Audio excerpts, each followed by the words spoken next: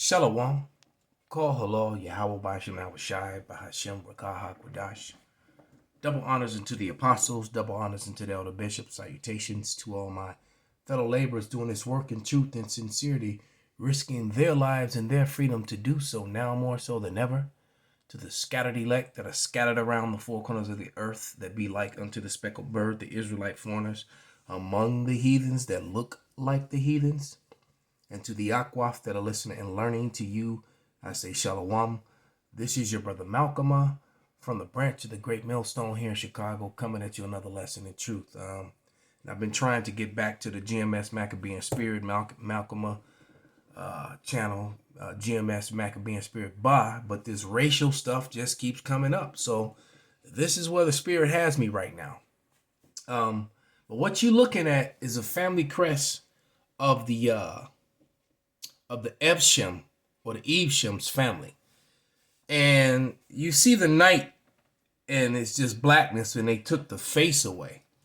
Now I'm going to go into the book Sex and Race by J.A. Rogers. All right. J.A. Rogers, let me tell you a little bit about J.A. Rogers. He was born in 1859. All right. And he's wrote, this Sex and Race, I believe, is part three book, and then he has another book called Nature Knows No Color Line. I'm holding it in my hand right now, and the images in this book, all right, are from Donald Fairbairn's book of Crest from 1859. So the thing is that he was born the same year that Donald Fairbairn made the Book of Crest. All right. And, and this book is a book that, from what I'm told, you can only a congressman or a senator or something like that can actually, take this book out from the library. It's at the Library of Congress because it shows you the black European royalty, so-called. And the images in that book, well, let me just open it up, all right?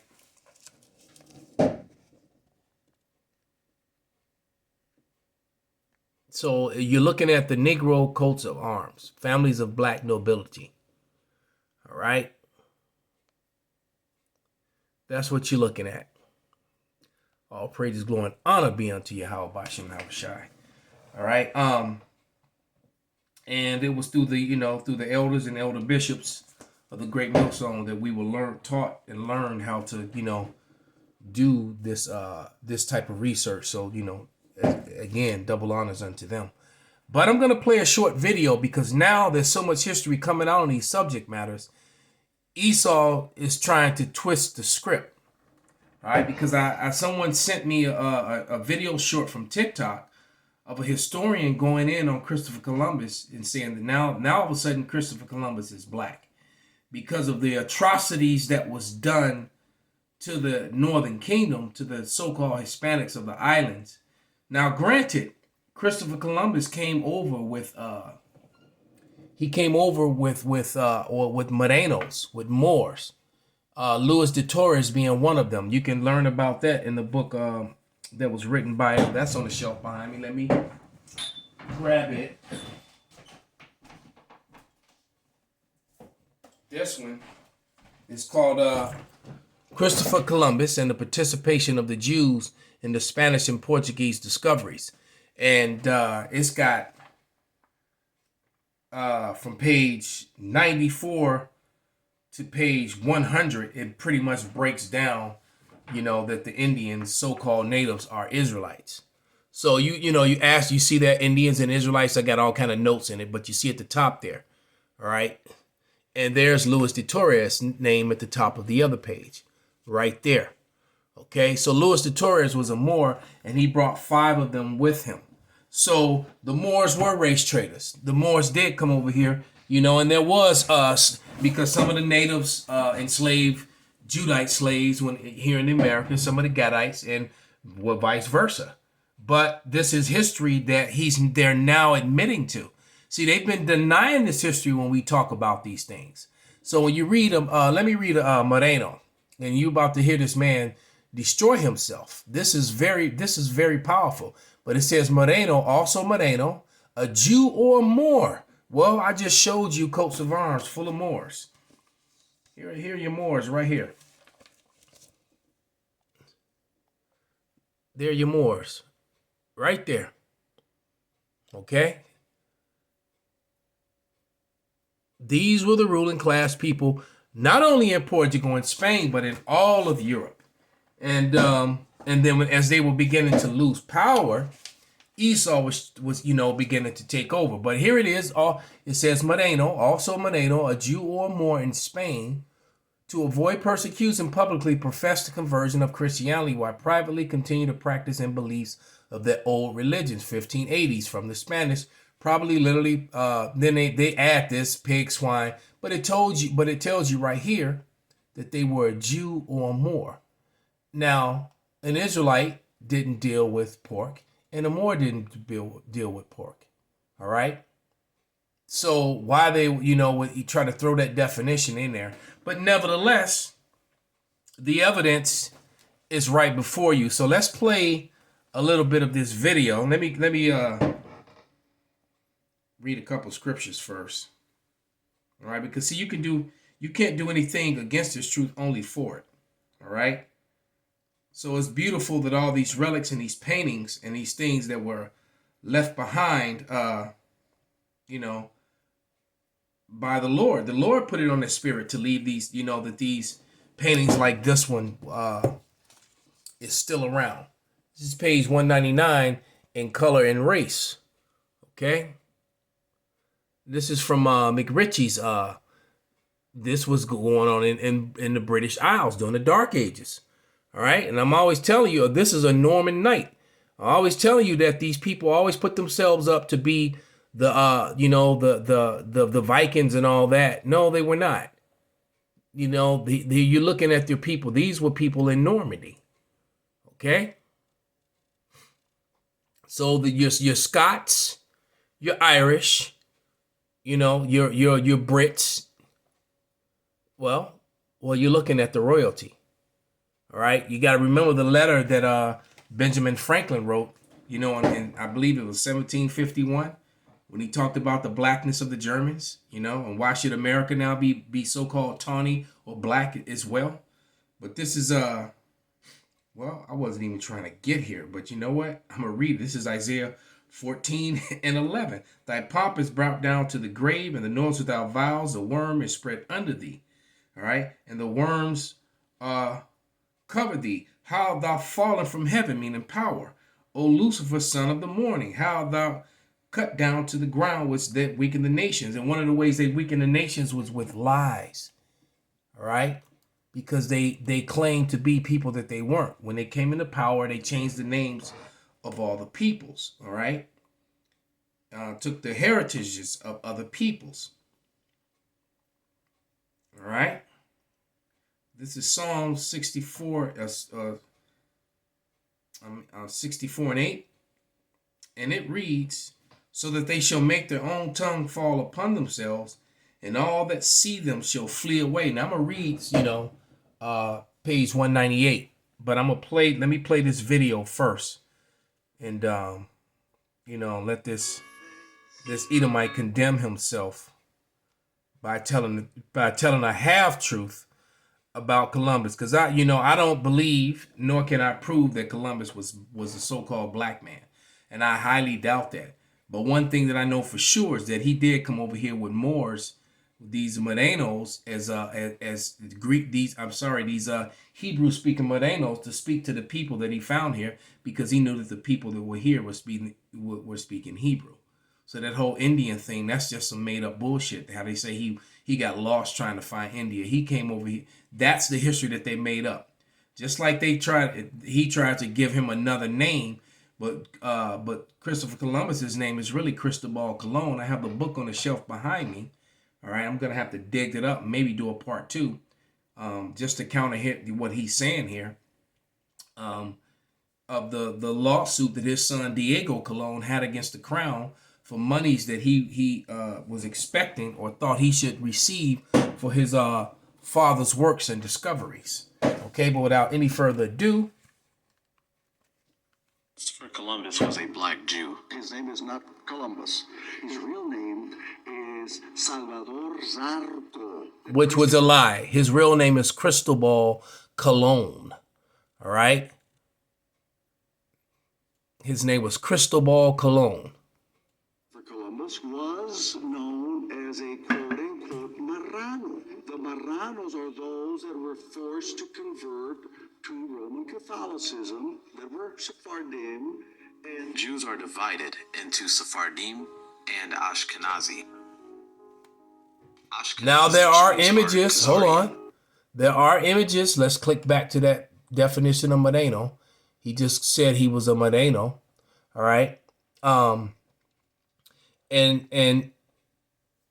what was damn, I kind of lost track of what I was saying. But he was a Moor, all right? And they were dark people. That part being true. And you have to remember that oh yeah, I remember now. The water Yahweh Shema was shy. Spain had just fell to the Edomites. All right? It had just fell to the Edomites. Montezuma's, they talk about the halls of Montezuma's and the things that they did to them. That's in the Marine Corps hymn. The so-called white man got dominion. He came back into power. All right. And he drove and so the Moors and the Morenos were also, they were driven in all directions. The ones that survived through the battle and those that surrendered. All right. And most of them went throughout Europe and they were known as the Huguenots. And the Huguenots were big. They played a big part in the setting up of America. And yes, they did own and sell slaves. So the Moors, and I've told you this many a times, that all these people holding on to this Moor science, Moors were some of the biggest race traders that Israel has ever seen. That part is true. That history I know.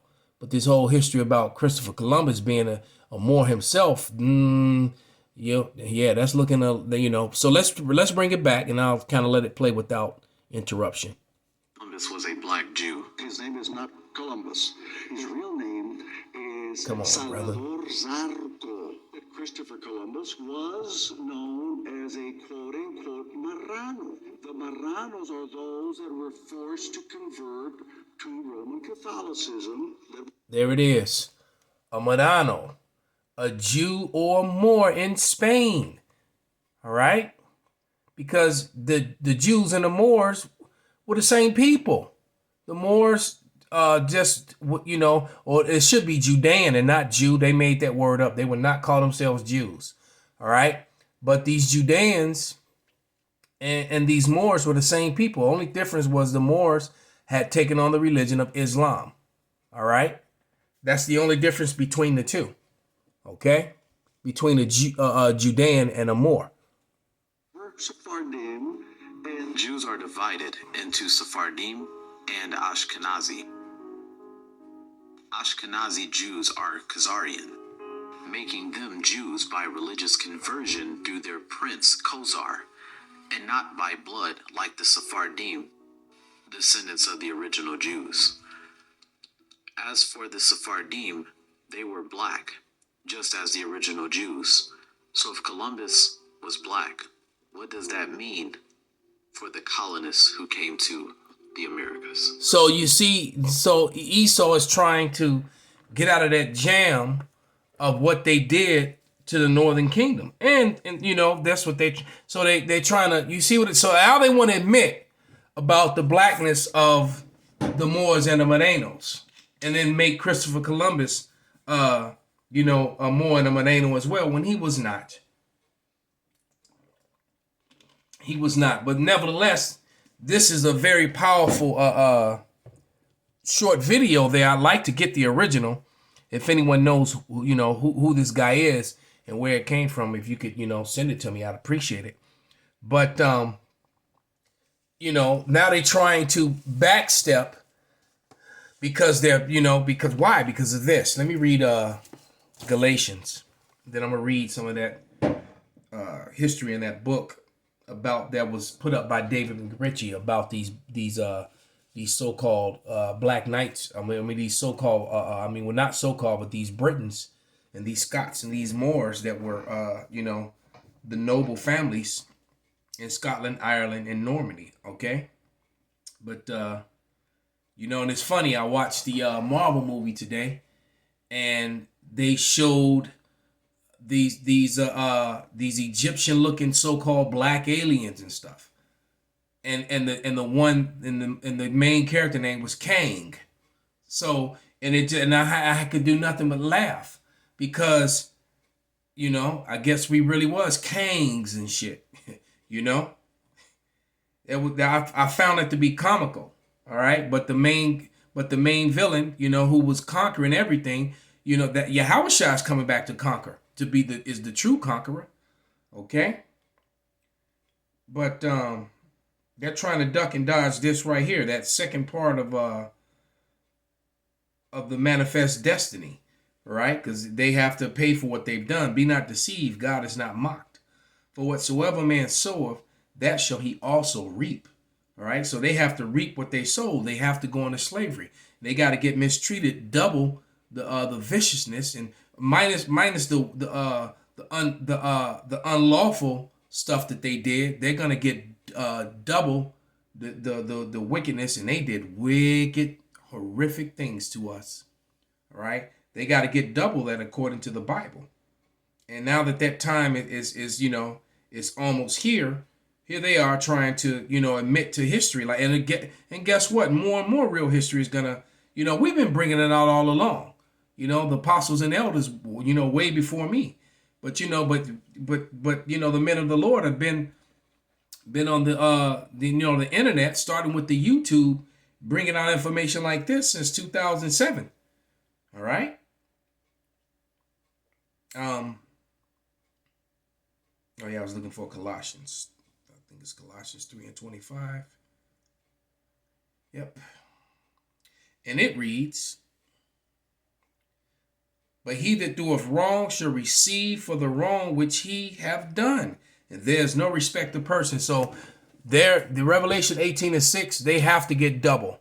Revelation 13:9 and 10, they have to go into captivity. He who leadeth into captivity shall go into captivity. And by whom? By the saints. The saints are patiently waiting to put into captivity those that took into captivity. And these right here, these were some of the saints right here. But so let me see. Let me see if I can pull that up.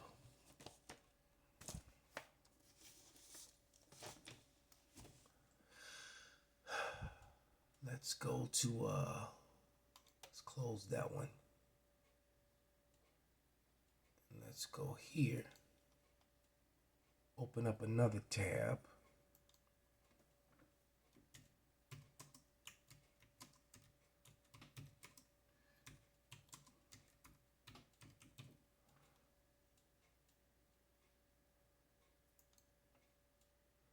Well, here it goes.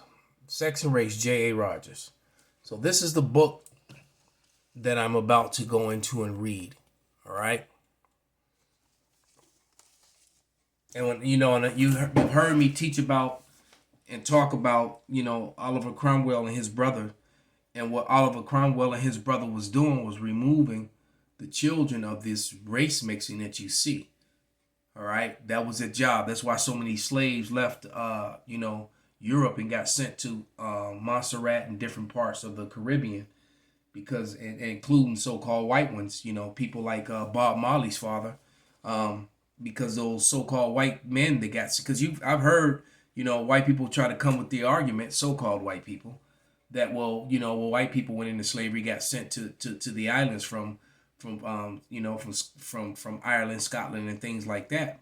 No, but those white males and those white men that got sent into slavery from Ireland and Scotland had so-called black forefathers. They came from unions like this one. All right, exactly, and then often. More often than you think, a black male, a so-called black man, dark man, he'll have children with a woman like this, and his children can come out looking like her. It happens every day. It happens all the time. So I'm on page 198. And let me begin reading. And it says, the provinces of Scotland were wholly black, and the supreme ruler of these became for a time the paramount king of transmarine Scotland. We see one of our black people, the Moors, we just read about the Moors, of the Romans in the person of a King Alban in the 10th century. History knows him as Kenneth, sometimes as Dub or as Nigger, or they'll call Niger, but it's actually pronounced Nigger, and I've proved that over and over again with not the Zonovis, but the Winston Simplified Dictionary Encyclopedic Edition. All right, when you see that word nigger in the Bible, Niger is actually pronounced nigger, and the word nigger didn't have the negative connotation. The definition tells you that. So all this Niger and stuff is just them trying to, get around, the truth. Okay? But it says, we see one of the black people, the Moors of the Romans, in the person of a king of Alban, the 10th century. History knows him as Kenneth, sometimes of Dub, as a nigger. And you think of Dublin. Dublin means black city. We know that the historical fact that Niger Vale Dub or Nigger Vale Dub had lived and reigned over certain black divisions in our lands, probably white divisions also, the race known as the Sons of the Black succeeded in his history. These Negroes, he added, were bred out just as a Negro finally disappears by mating with whites only. But the seed line remains, remember? So that no ethnologist could detect the presence of other blood.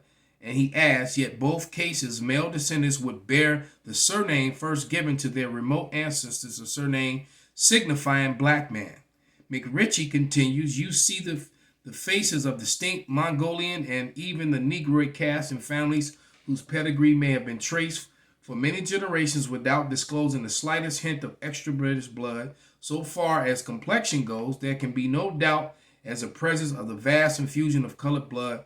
There are, of course, no living Britons who are as black as Negroes, but some of the dark as mulattoes and many darker than Chinese.